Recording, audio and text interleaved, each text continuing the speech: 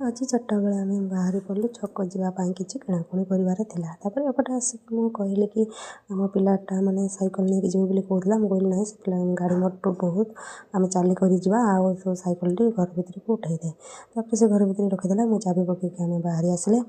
आउपटे आम बो चलती आम पछरे आम पछरे आम काकी चलती।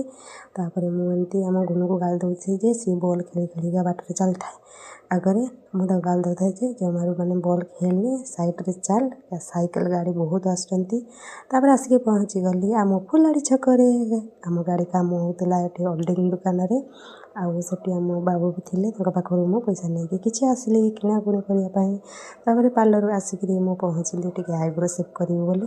तापर ये आसिक देखे तो प्रबल भिड़ मत देखिक बहुत आश्चर्य लगे मुझे आज मुझे जी ना जापर ना। तापर जहाँ एपट सेपट करके पशि पुसाकी मैंने आईब्रो सेप टे पलि आसला ये दीप आम किणिलु काली कहीं जागर अच्छे ना आम मैंने जागर जावा आ दीप तेल नेलु किणिकी फल भी नेलु। तापर मो सांग मैंने मो भिडियो जदि आपण माने कहबार किसी भूल रही मत क्षमा करदे। रही जय जगन्नाथ।